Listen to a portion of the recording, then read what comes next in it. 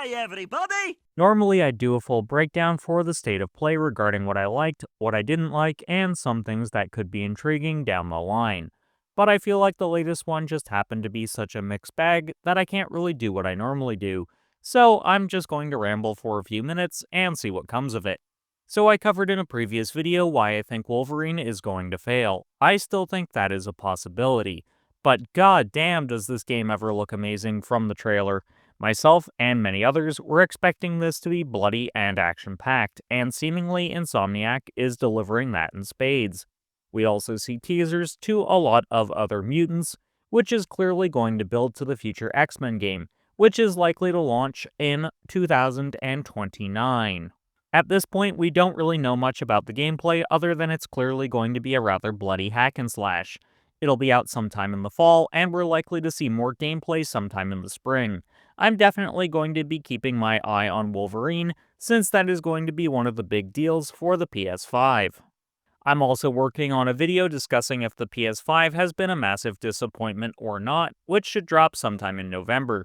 So subscribe and ring the bell so you won't miss that one, along with any other deep dives into PlayStation that I may do in the future. Another thing I really noticed was there was a real lack of first-party PlayStation exclusives. Given this has kind of been typical for the last handful of years, whenever a state of play happens, I can't really say I'm too surprised. But it is starting to get a bit worrying for me, because PS5 has really lacked a ton of exclusives, even if the multi-generational titles have performed way better on the system. But there had been rumors we were going to see a couple of first-party games that would end up being the core of exclusives for the PS5 come the next year, and that just didn't happen. Which really has me concerned as to whether next year is going to be another year entirely propped up by one big exclusive and a whole bunch of multi-platform releases. But either way, that was slightly disappointing. Also, I will be doing something that's a little bit different. When the podcast on my friend Arcry's channel goes live, I'll pin a comment in this video. But we're going to do a real deep dive into this state of play. Please go and give him a sub, as he's close to reaching 1,000, and that really makes a world of difference in the YouTube world. But I'm done being a negative Nancy. It's time for us to discuss some of the highlights. Sure, there are fewer games that would otherwise catch my interest. I've got mild interest in Soros, which is supposedly a spiritual successor to Returnal. But that wasn't the big highlight for me. That was Wolverine, and I covered that earlier in the video.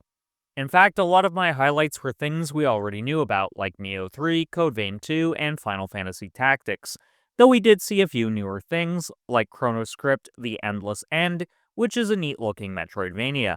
There was also Zero Parades for Dead Spies, which has me interested just because it's an RPG. But there wasn't anything during this state of play that made me feel like I had to go out and buy that game right bloody now. That isn't to say we lack in terms of new things shown off though. There were two remasters that caught my attention, specifically the remasters for Dynasty Warriors 3 and Deus Ex. I'm always for making older games available on modern hardware, because the preservation of video games is more important than people realize. But those aren't exactly things I'm going to go out of my way to experience, because those aren't brand new experiences, and I'd rather play something either entirely new to me or from a franchise that I'm actually invested in, because those will either be so fresh they break my perspective on what a video game can be, or they're a known quantity and I know I'll enjoy that experience over something that is older and I missed out on the first time around. Which brings me on to why I feel this particular state of play was such a mixed bag. Sure, there were a few interesting things here and there, but it really feels like PlayStation didn't care too much about this state of play.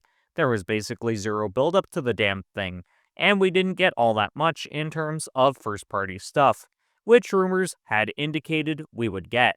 There is also the fact we had very little in the way of brand new stuff, and a distinct lack of Japanese games. Now, I get it, PlayStation doesn't just make these events to appease me. But with how PlayStation had started to really show off JRPGs at these events for this year, it had me expecting that we'd see something cool in that regard, since Tokyo Game Show is ongoing at the time of recording. If PlayStation had put a real focus on that, we could have gotten a feel as to what JRPGs are in the works for the coming year or so, and that's something that would have really hyped me up. As it stands, I just feel like there's a whole lot of, yeah, that's cool, but I don't really care type of situations going on here. If there had just been a little bit more focus on either Japanese products or upcoming first party games, I feel like that would have done a lot more. But as it stands, this state of play was interesting, but a very mixed bag. So, how are you feeling after witnessing that state of play? Anything you're hyped for? If so, hit the hype button for this video. I also want to hear what you like from this state of play, as there was really a lot to potentially like. If you've made it to this point in the video, consider checking out one of the videos appearing on screen in a moment, and until next time, keep blazing that trail.